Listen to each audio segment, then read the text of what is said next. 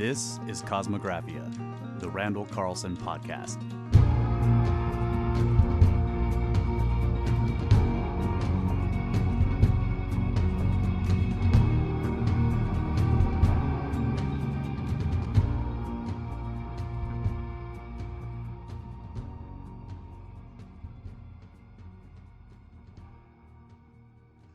All right, welcome back, ladies and gentlemen, to Cosmographia episode 10.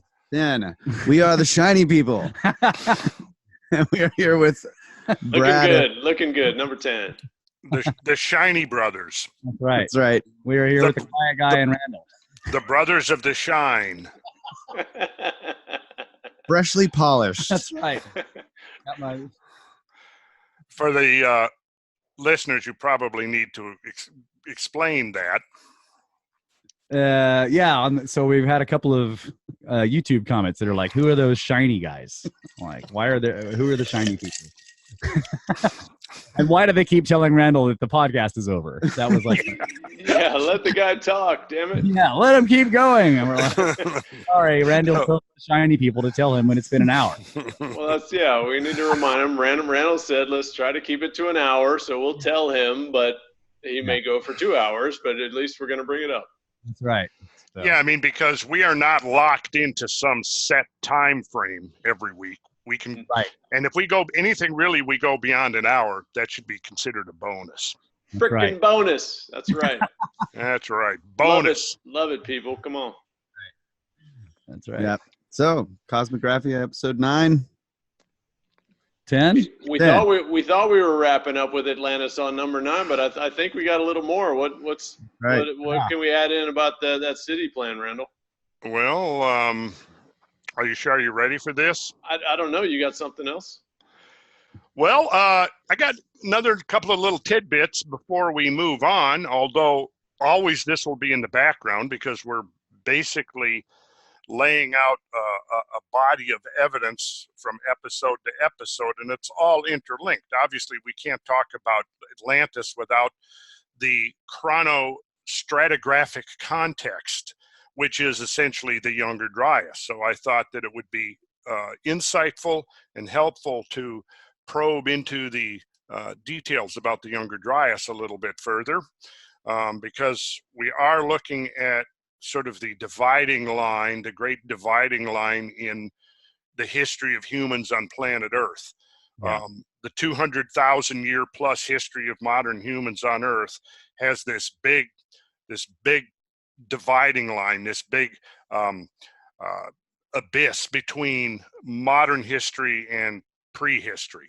If we assume, if we're allowed to push modern history back to 8, 9, perhaps 10,000 years, which is becoming more and more feasible, and as long as we don't necessarily restrict the definition of civilization as being the appearance of writing, because that right now tends to be the criteria by which we determine, were these people civilized? Well, they wrote things down, right? That's been more or less the criteria. And at what point do we see people writing things down?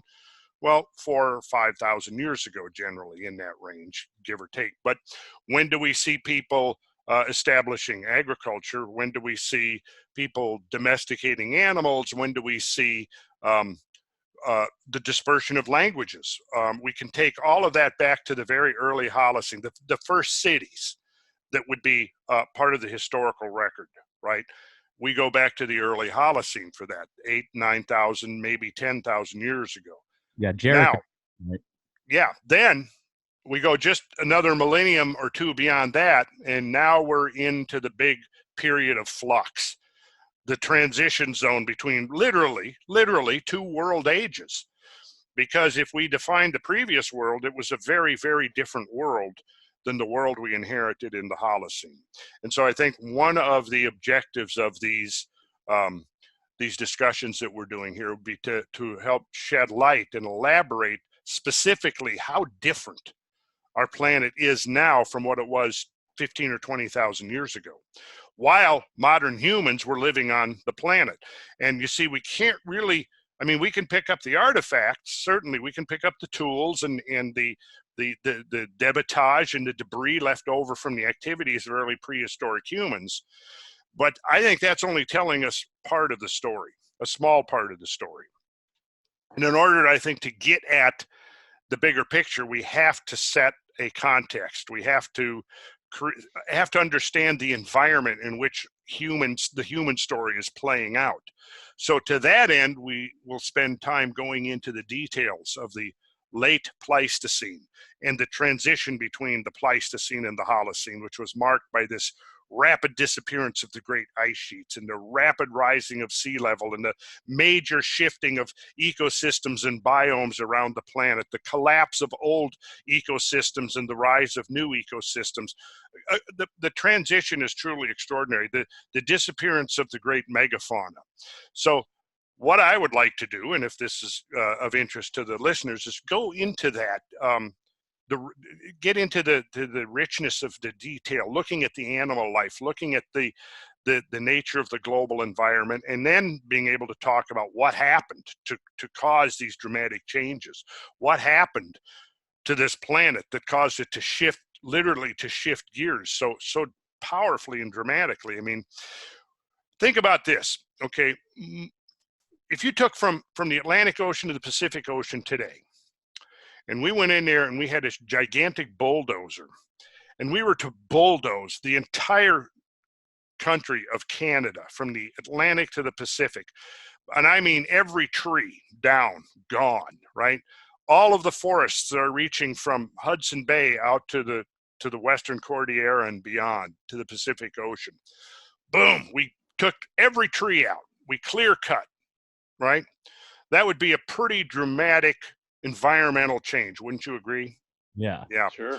Well, that's exactly what happened, except now we also have to add a mile and a half of ice over that whole landmass, right? And what I'm trying to do is get people to ponder that and try to actually visualize what we're talking about and appreciate what that's implying. It's implying something that nobody's figured out yet, really. Nobody has the answer. That's the thing, and I want to repeat that. Nobody has figured it out. I think there's teams of scientists out there and individual scientists that are, at this point, converging on the answer, and I think that you know, the quest for an answer has been considerably accelerated now that we have expanded our thinking to embrace the cosmic domain. I think now we're going to be able to get somewhere with trying to understand the changes that have engulfed this planet repeatedly, and most especially and most recently 11 or 12,000, 13,000 years ago during this tremendous time of transition. But there's all these other little anomalies that the standard model of history cannot explain. And so one of those is germane to the subject that we've been talking about for the last 4 or 5 episodes. So I think to that end, I will do a share screen, and we'll have a look here back at the circular city complex that we left off with. And let's do our screen share. Here it is. I think you guys are going to like this. Coming up. There it is. Here it is. Yeah. So if you recall in the description, the Temple of Poseidon was on this central island. And Plato carefully describes the diameters of these concentric rings that are composed alternatingly of land and sea. And the sea was brought in through this canal. The circular moats were cut, and all of this was to facilitate the passage of the ships, the triremes that are carrying trade, because he describes they've got a whole trade network set up. They've got colonies. We'll have to go back and revisit some of the narrative in the text to get that specifics. I don't think we read that specific part, but essentially that's what he's describing. And so this was the hub of this global trade network, or at least, shall we say, Atlantic trade network. We might be a little bit more local, yeah. But let's not rule out. We don't want to limit our thinking. Right. Okay. So, anyways, here we go. Here we've got the rings, and if you recall, the island was 5 stadia in diameter. right? And then we had concentric rings of 1, right? Let's see, we got it right here. Okay, so what I want to show you is that this Temple of Poseidon is 1 stadium in length and 1/2 stadium in width. So right there is our double square, our 2-to-1 rectangle. Now, for all the geometricians and mathematicians out there who might be listening, you know that the 2-to-1 rectangle is how you geometrically derive the golden section, the golden ratio, which we can talk about at some point. But it's also found in a lot of architecture, sacred architecture, temple architecture. You know, this double square, this 2-to-1 rectangle. It's the proportions of the king's chamber Right. right. It's a 2-to-1 rectangle. So Plato's describing the Temple of Poseidon as a 2-to-1 rectangle, and it's 1 stadium in length and 1/2 stadium in width. Now, you remember we were talking about the stadium. Well, stadium is where we get our word. Our word stadium comes from the Greek stade, which was actually the facility, the stadium that they used to have races and stuff in. You see, and it was generally a track. One track around was 608 feet, or generally rounded off to 600 feet. But if you actually get into the metrological origins of it, the most common length. In fact, if you pulled up, just like the Encyclopedia Britannica or even the dictionary, I think you would find that a stade is usually defined as 608 feet, which contrasts somewhat with a furlong, which we know specifically has a very precise number, which is 660 feet. But you were looking that up for us last week, Kyle, weren't you? The stade? Yeah, I looked up the unit, the stadion. I was just reading from Wikipedia. I'm looking up the definition now, and I don't see. Okay, here's Webster. Yeah, it gave us a range between 610 and like 600 feet or something like that. We're curious also that's the ice ages, and then the in between are stades and interstades. Interstadial, yeah, that's right. Stades and interstades. So you got a link there already. Good point, Bradley. I am paying attention. Yeah, I think you are. I'm not just shiny. Okay, here we go. Yeah. So okay, this is at dictionary.com. Okay. Ancient Greek and Roman unit of length, the Athenian unit being equal to about 607 feet.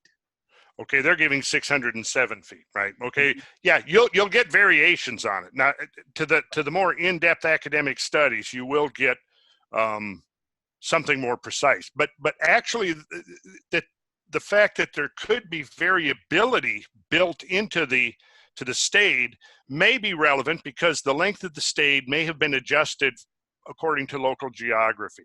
I was going to ask that. Yeah. Yes, and so we could go where you were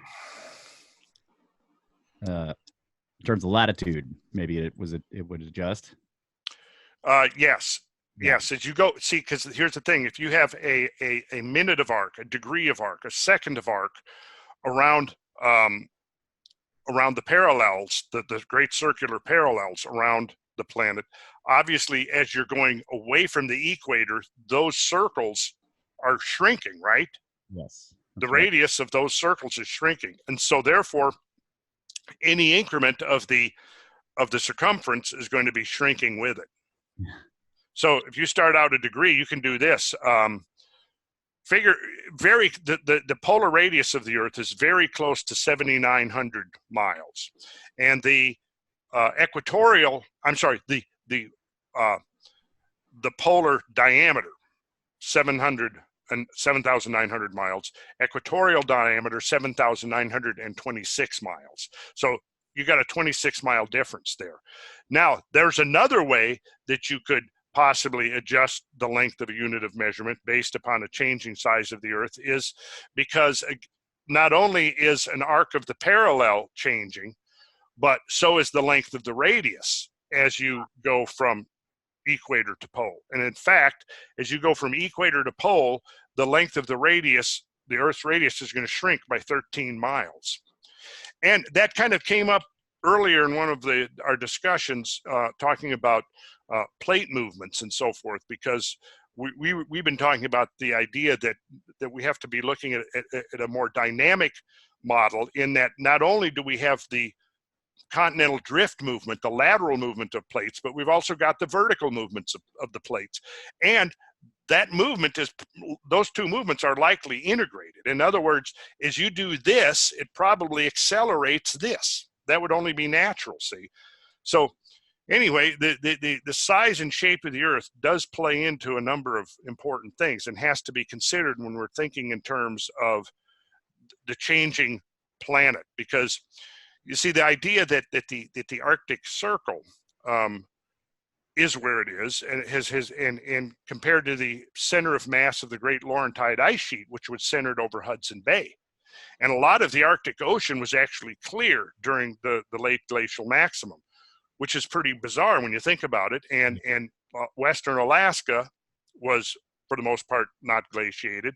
Large parts of Siberia were not glaciated. The entire glacier mass would have been shifted off of the North Pole in this bizarre way. Also interesting, if you take the Arctic Circle and the size of the Arctic Circle, and it were you to move the combined Laurentide and Cordilleran ice sheets up into the Arctic Circle, it would pretty much fill the Arctic Circle very nicely, see? So this has led people like Charles Hapgood to speculate, and others to speculate, that there was some kind of a pole shift. Now, earlier, Immanuel Velikovsky theorized a pole shift, but he was looking at the whole axis of the Earth shifting, which could only happen under the most extreme and extraordinary circumstances. And I don't really believe that model. I don't believe this model. Charles Hapgood's model was a little more sophisticated, in that he saw sort of episodes of accelerated plate tectonics where this movement could get accelerated. And if that movement is accelerated, it could lead us to conjecture how much of that movement could occur and what would be driving it, see? And I think that, again, we have to look at this isostatic adjustment that's going on, because if you have a major deglaciation and you have some sections of the Earth rising by 2,000 or 3,000 feet, other sections of the Earth depressing by 2,000 or 3,000 feet, now what's happening is, because as the planet is spinning, it's essentially a plastic mass. So its mass is going to be trying to distribute itself according to the sum total of these centrifugal and gravitational forces working on it as it's rotating. It never gets there, never gets to equilibrium, but that's what it's trying to do, see? So now you have this major glaciation and deglaciation episode. So now you've got this enormous mass transfer over the surface of the Earth. What does this do, not only to the stability of the Earth's orbit, or rather rotation, not its orbit, its rotation, or the process of plate tectonics? So if you have a deglaciation and part of the continent rises, what has happened there? See, it's like, you have to think of it this way. If you're going from the equator to the North Pole, or vice versa, from an equator to the South Pole, you're basically going downhill, right? If you're going from the pole towards the equator, you're going uphill, and you're going to have climbed a 13-mile hill to get there, see? So now you move one of the plates 2,000 or 3,000 feet away from where it would wanted to be, given its latitude. Does that set up an impelling force that would cause that plate to want to move, to migrate to a latitude that would be actually consistent with its distance from the Earth's center of mass? You see what I'm getting at? Yes, I do. Yeah. I'm having a hard time explaining that, but so what I'm getting at is does this motion accelerate this motion? Right. And once this motion gets underway, I mean, can it play out? See, I wouldn't go so far as like Hapgood did to think that motion would be something that would happen overnight. I would think it would be more over a period of 3,000 or 4,000 or 5,000 years. And in fact, it's could still be going on. And this may be one of the reasons why the magnetic pole is oscillating still around the pole of rotation, which it's doing. See, the planet is probably not returned to stability after the chaotic events of the transition of the younger Dryas. It's probably still moving there. And we may even go so far as to say that some of the volcanism and the seismicity that we're seeing now still could be dissipating aftershocks, because that's how extreme those changes were 11, 12, 13,000 years ago. Yeah. I was going to say, like, in line with that, the isostasy motion, especially how drastic it is at the very beginning. If you have a catastrophic melting, then the initial isostasy is going to be drastic, right? It's going to move quickly, and then eventually slows down, right? Yeah. That quick isostatic up and down vertical movement of those plates may actually change the plasticity of the low velocity zone in the upper asthenosphere and allow sliding to happen better. Yes. That's certainly, yes. There's nothing implausible about that. Yeah. I would think. So it could be that there was, pole shift. What do we mean by that? Maybe Hapgood's idea of he was looking at the entire outer shell of the Earth, basically loosening at the asthenosphere level and sliding over the mantle. I don't think we have to go that far, and we don't have to go as quick as he did. But I think his basic idea of accelerated plate tectonics may certainly be feasible, and could explain. I mean, he was seeing that was what could have been driving periods of orogenesis. Do you know what I mean by that? No, I don't. Orogenesis. What is orogenesis, Kyle? I'm gonna figure that out. See, now the problem is, did I inject that? What? Well, I was trying to inject mountain building there. Oh, is that what it is? Brad, this was a test for Kyle. No, it was a test for Google. I just got to keeping quiet then. Oh, all right. I do have an inside scoop on this for 22 years, so right. That's kind of the given here, Brad. It's the Shiny brothers that we're trying to get caught up here, get them up to speed. They're the fresh students. All right, we'll let them run. He's got Google. I don't remember having Google 22 years ago. I need to go get a paperback dictionary. Oh, Orogenesis. Orogenesis is just the process of mountain building, like Brad said. And mountain building is generally considered to be a very slow process because it's being driven by continental drift, right? So continental drift is you have spreading centers, and this goes back to what we've been focusing on for the last 4 or 5 episodes in our discussion of Atlantis. We've had to look somewhat at the geology of the Atlantic Ocean, and we have that the mid-Atlantic spreading center right there. We've got the plates moving away from there. We've got magma upwelling, flowing outwards, solidifying as it moves outwards. And so what we see is that the youngest lavas are closest to the center of the fracture, the big fault line, runs up right through the cuts, slices off a big chunk of the Azores Plateau, which is now several thousand feet under the surface of the sea. But so we've been looking at that, the plate spreading, and where was I going with that? I guess that was it. Yeah, mountain building. I was going to ask. Right. Okay, so the process, assuming that it's a few centimeters per year, basically a very slow process. Right. Which, suppose within this new model that we're talking about here, what we're looking at now when we measure modern rates, maybe we're only looking at residual rates. Maybe there are periods of time when those rates accelerate. And to determine that, I mean, we'd have to have a very precise dating of a lot of the lavas that came out, because as you get away from the fracture line, the fracture zone there, you're getting more and more, you're getting older, right? Because those are older lavas.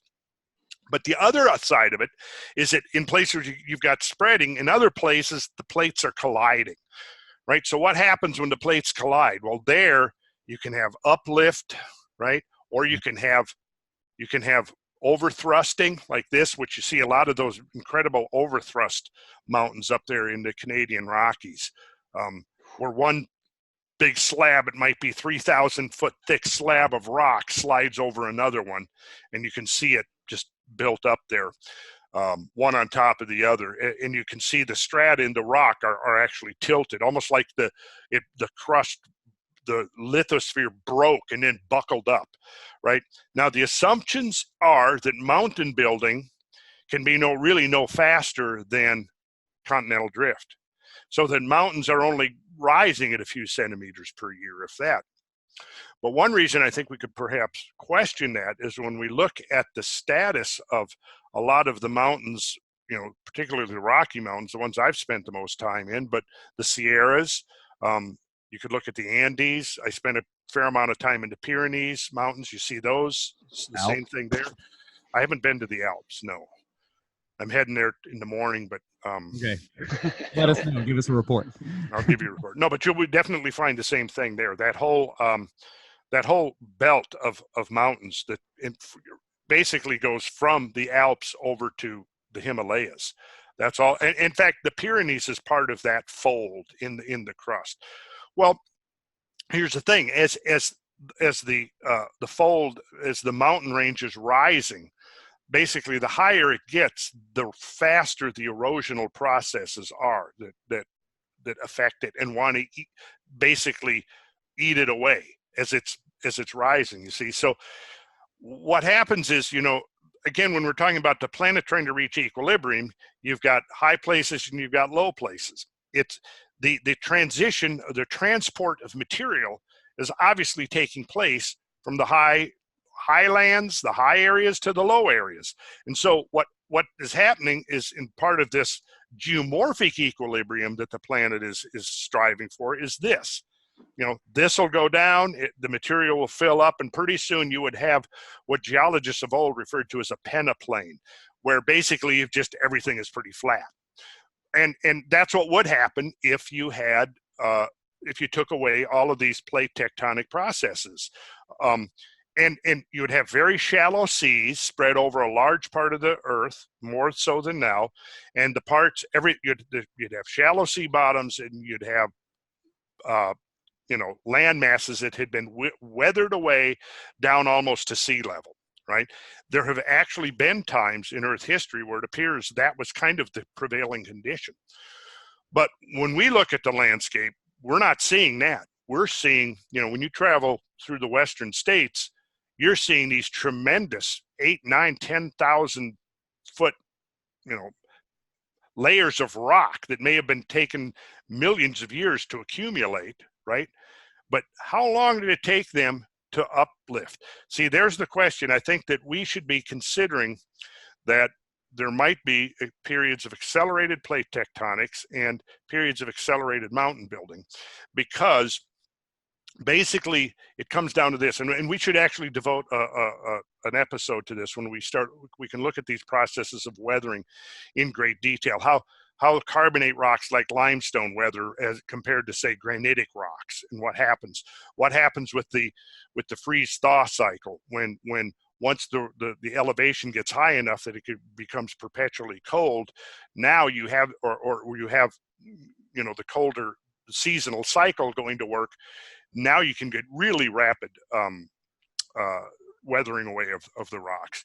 Also, vegetation. Anybody who's been out hiking can see, trees growing out of cracks in rocks, and the roots of the trees going in splitting the rocks. Huge boulders might be split, or bedrock might be split by and then you add in seismic activity, which we know happens all over the world, varying degrees. Obviously, some places are more susceptible than others, but so what I'm getting at here is that, after this long rant, is that the uplifting may sometimes occur much faster, because the rates of weathering are actually, and see, that's it. When you go and you look at, you study you look at the studies on weathering rates and how quickly mountain ranges are wore down. Basically, what would happen is if you didn't have anything countering this effect and you only had the weathering, somewhere between 10 and 20 or 30 million years, we're down to sea level. We've eroded down because, so here's the thing. If everything is only moving at the rate of modern seafloor spreading, that means mountains are only uplifting at the rate of a centimeter or two a year. But if that's the case, then the uplift is really no faster than the wearing down of the weathering processes. You see, that's what I'm getting at. After all of this, that's what I'm trying to get at, is that the uplifting processes must be a lot quicker than the wearing down processes to end up with the mountain ranges that we see in the world today. Right. Or you'd end up with that peneplain. Or you'd end up with that peneplain, right? You look at the Rockies and then you look at the Appalachians, and you can see, to me, it seems like the Rockies are pointy and sharp, jagged. Yeah. Very. Well, they're much, much younger, obviously. So, very much, but the Appalachians were once the scale of the Himalayas. Right. Yeah. I'm just saying that it seems like you with millions of years of weathering, you shouldn't have sharp, jagged, blocky looking. Right. And that's the thing too. The weathering is always going to attack the sharper corners, the angular edges first. And what it's going to be doing is it's going to start and it's going to be rounding those off. Right. And it'll continue to round. And what you're going to end up with is a very different look. And you can see places where it looks like that, but you also see places where, man, it looks like it got broken, a few centuries ago. Yeah. Oh yeah. Yeah. I mean, it's so fresh looking. And then, you get to the, the erosional features in the Southwest, like Monument Valley. And you have these pinnacle rocks, that are, tall, skinny rocks, that is friable sandstone. And how long have they been there? I mean, we know that those areas around there have had seismic activity. There's all kinds of evidence of volcanism up there north of Flagstaff. So there's definitely been tectonic activity. How much tectonic activity would it take to topple these fragile spires of rock that you see in the Garden of the Gods or the Valley of the Gods and and Monument Valley and places like that? Right. Not much, it seems like. Yeah. Not much. No, that's the thing. So then you have to say, well, is that an implication that these things are not really that old? Right.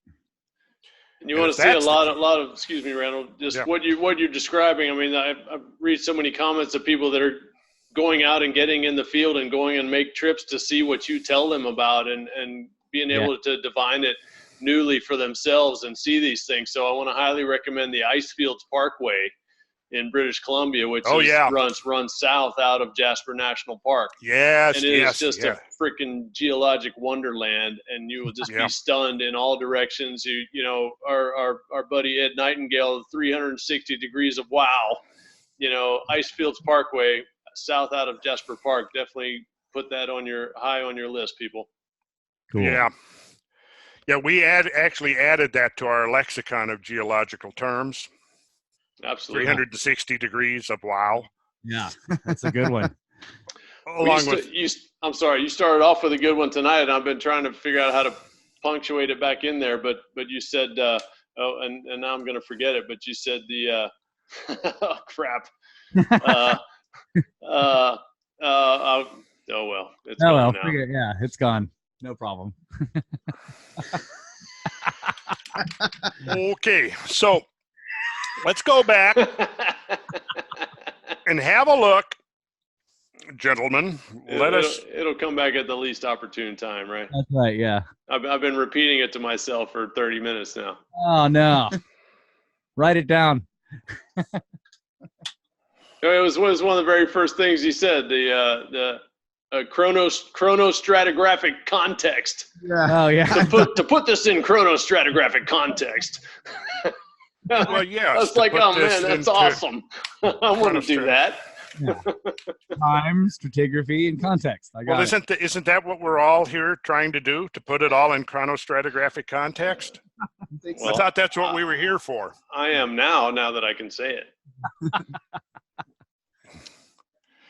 But okay. you're leading us. Hit it, Kronos.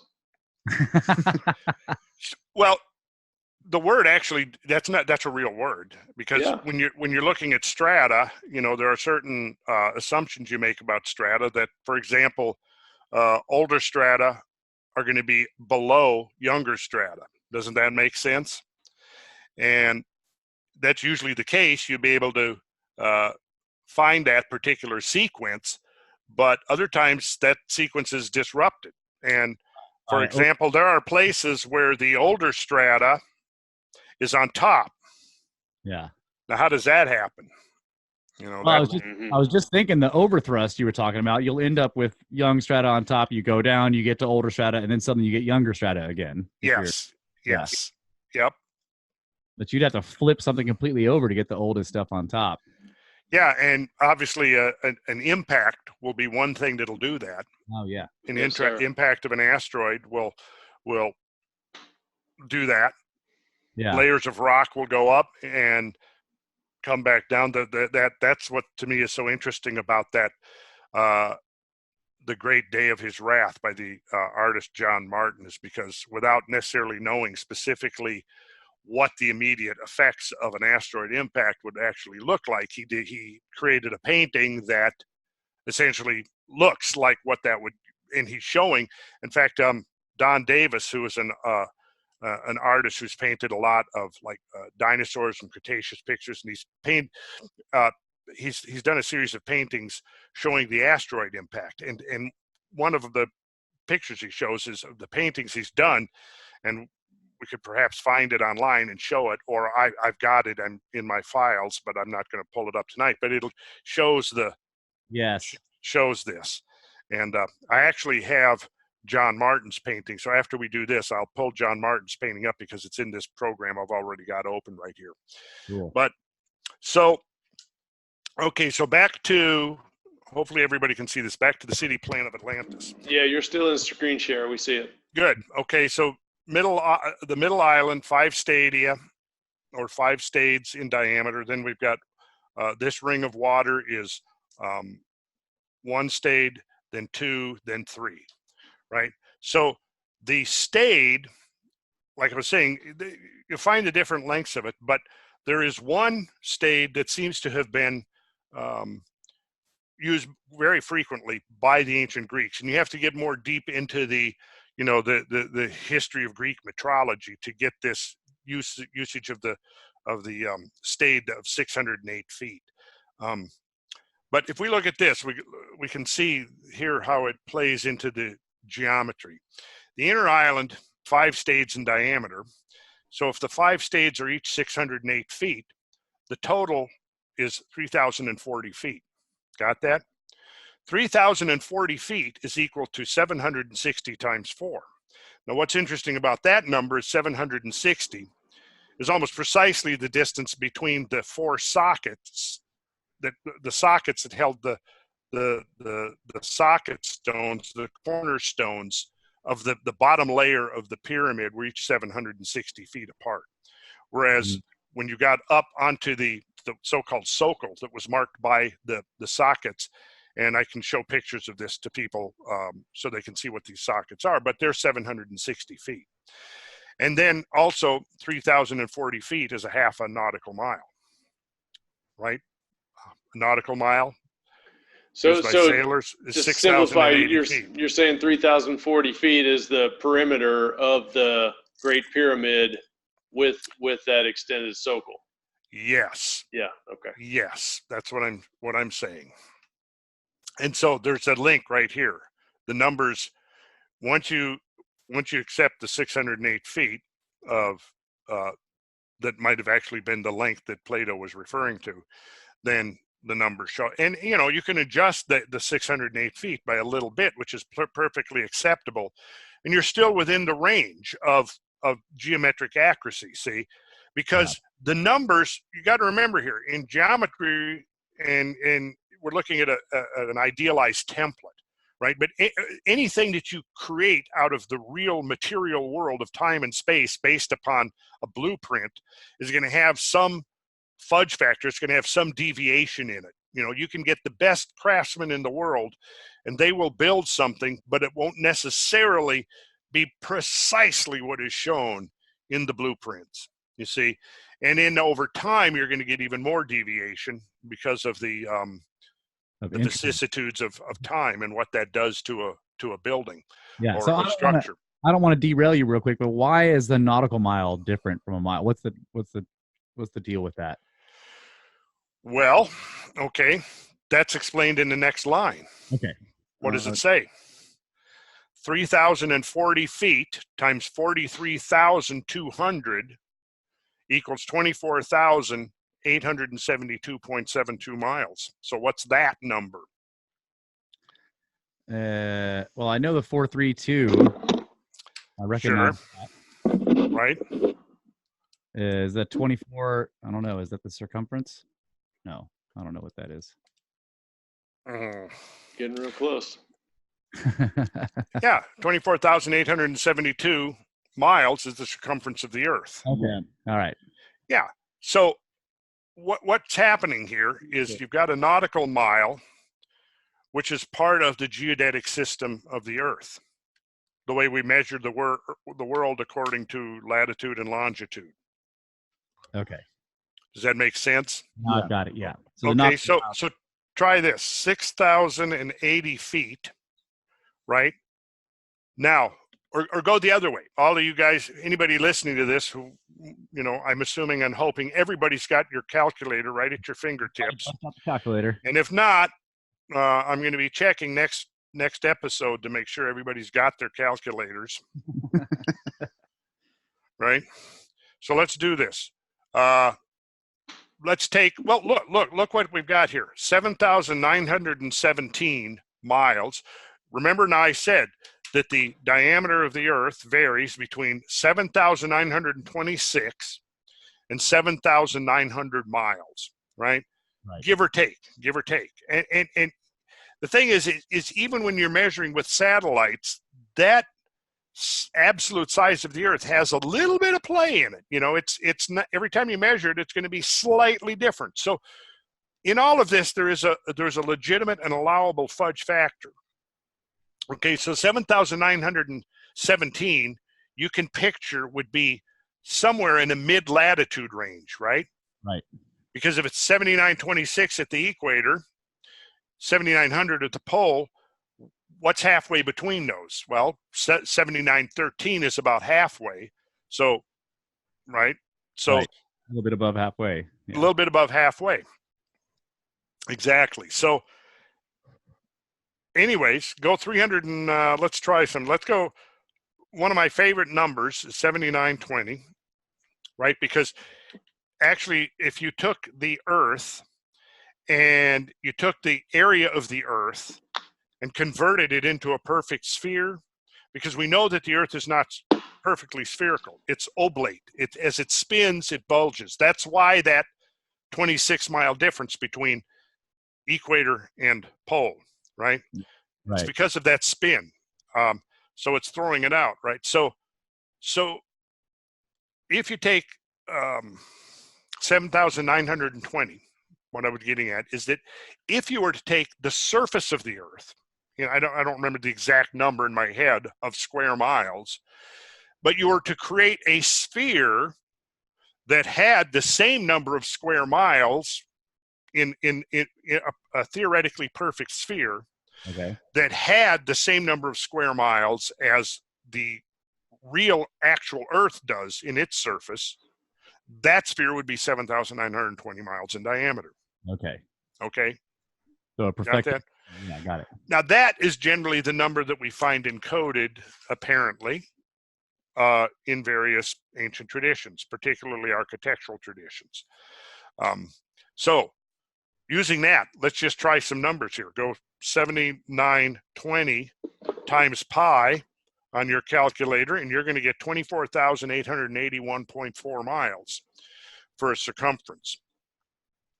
If you use 7,917.23, then you're going to get the 24,872.72 miles, which if you then divide by 43,200, gets you back to the inner island, which is 5 stades in diameter. Okay. So in other words, what I'm trying to get people to understand here is that there's a geodetic link. There's 2 links here that are interesting. One, scale to the Great Pyramid, which could be totally coincidental, right? That's 760 feet, totally coincidental, or the nautical mile. Do this, Kyle. Look up nautical mile there and see what it tells you. All right. Instead of just sitting there like you've been doing for the last 5 minutes. Get engaged here, Kyle. Become proactive. I am engaged. All right. The nautical mile. Yeah, I'm brainstorming the this city design is basically, you know. Yeah, it is. I know. Got hidden Earth numbers in it. Yes. I mean, if it correlates to the Great Pyramid, it's got hidden Earth numbers in it. Yeah.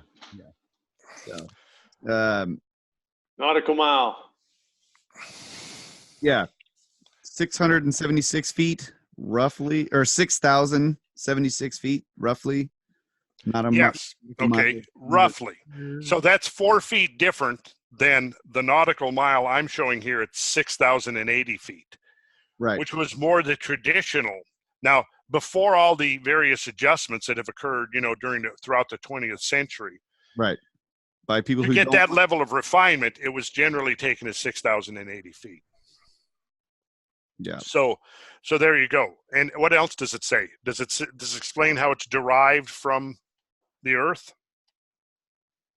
It does show a diagram of the Yes. Historically, it was defined as 1 minute. Yeah.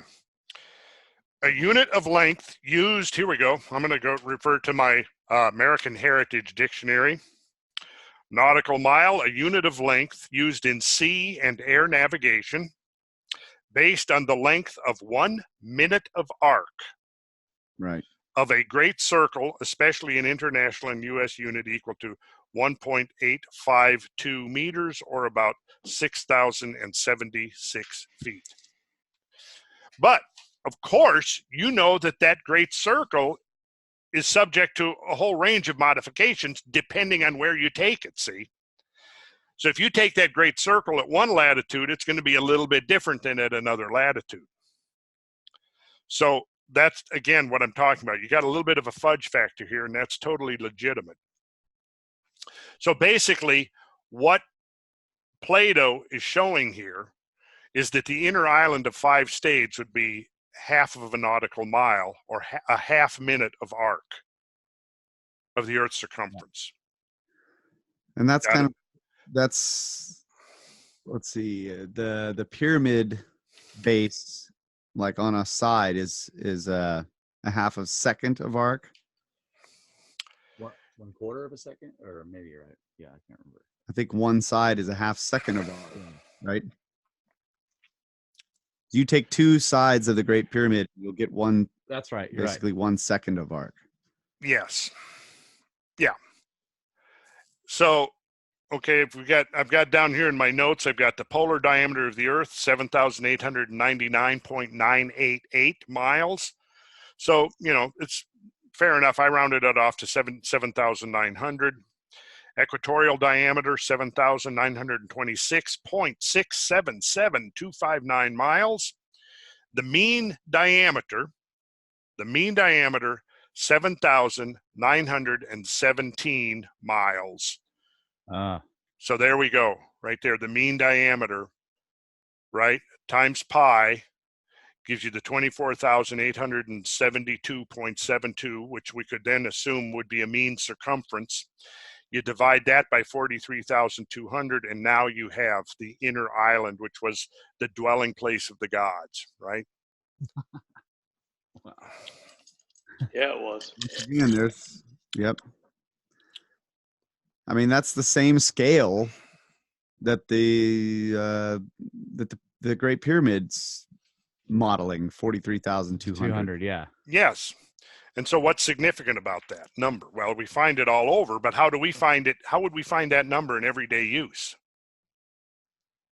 In everyday use? In everyday use. Yeah. I don't know that. I don't know. I mean, we use precession every day, but I don't know how. Well, I know you guys, don't you guys adjust your schedules according to the precession of the equinoxes? We're always changing. I knew that. Yeah, I figured you did. I mean, I was hoping you did, because clearly I don't, if you didn't, I don't know if you'd be. Yeah, we can't hang out anymore, right? Yeah, no, that's it. Okay, think about the diurnal cycle. What is the diurnal cycle?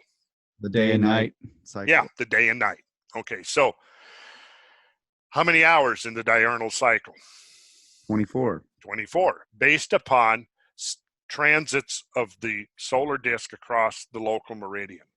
So in other words, if we set up that plumb bob and we're looking due south, right, and we're sighting against the plumb line, which could now define our local meridian, right? So now through the course of the cycle, we picture the image of the sun as being a disk with a dot, a hypothetical geometrical point in the middle. When that point transits the local meridian, you count 24 hours. We've taken that unit, that solar cycle, which is based on the Earth's rotation, and we've divided that into 24. So the whole 24-hour cycle is totally based upon this rotational relationship between the Earth and the sun. And you could pinpoint it to an infinitely small measure of time if you wanted to. You know, when is high noon? Well, is it 1 second before? Well, or is it a half second before? Or is it a second after? You see, we get into that Zeno's paradox thing there. But in the real world, you have to define a unit of practical measure, right? Mm-hmm. So in terms of our division of the day, we've gone 2 orders of minuteness. We've taken the hour, we've taken that a 1/24th segment of the diurnal cycle of the Earth's rotation, right? And we have divided that hour into 60 minute parts, right? The minutes, minute, got it, right? Now, we've taken each of those minutes and we've subdivided them into a second order of minuteness, you see? Yep. So we've got hours, minutes, seconds, right? Okay, so now an hour is how many minutes? 60. Each second is 60. Each minute is 60 seconds. So there are 60 times 60 seconds in every hour, which you don't have to use your calculator for this. 60 times 60 would be 3,600, right? Now then, okay, multiply that by 24 and see what you get.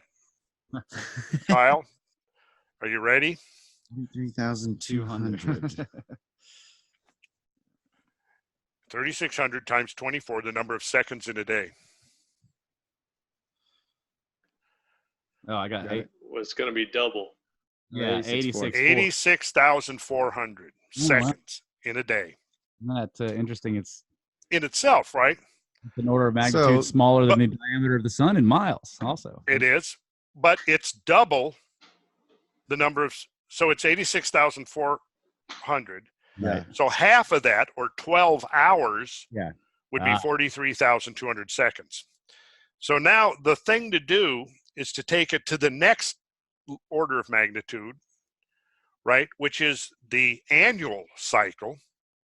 And there will be this starting point within the annual cycle, and we have historically, peoples all over the ancient world chose the vernal equinox as that mark, right? The equinox, when day and night were of equal length. Now, we talk about the day of equinox, but it's not a day. In fact, how long is the actual equinox? A single point. Infinitely small. It's infinitely small, exactly. But again, for purposes of the real world and being able to organize our societies and so on, we've chosen to take that natural organic unit, divide it into 24. Each of those units have been subdivided into 60 parts, 60 minute parts, and those 60 minute parts have been further subdivided into 60 second orders of minuteness. And if we now take that moment, we'll say moment, and we could define it as, say, 1 or 2 seconds if we want to actually give it some duration, rather than trying to take it down to infinitely small, next to nothing, right? But we give it some duration. We might give, say, the second. What is the second of equinox? And I think if you went into the tables, you could find actually the time of equinox to the second, right? Mm-hmm. But once we get it to that level of precision, now you have 43,200 seconds of day of light and 43,200 seconds of dark. Yeah. Okay. And that is the moment, the equinoctial moment of cosmic balance in the traditional models of cosmology, see? That's cool. So you've got this 43,200 subdivision of our temporal framework, our measure of time, see? And the fact that those same numbers are encoded both into space and time was exemplified in the ancient structures, see, and even in the language, see. When you think about time, you think temporal, you think tempo, right? Mm-hmm. Well, when you're manifesting the principles of time into space, into solidity, into 3D, you're building a temple. Right. Because the temple is it's like the crystallization of time. And so the numbers that you find embedded into the temple are derivative from the cosmic cycles. And it always begins the closest to our first level of perception, the first thing that we see, which is basically the day-to-day cycle of the sun rising and setting. And then from there we can go to the lunar cycle, and then we go to the annual cycle, and then we go to the next level, which was the great year cycle. See?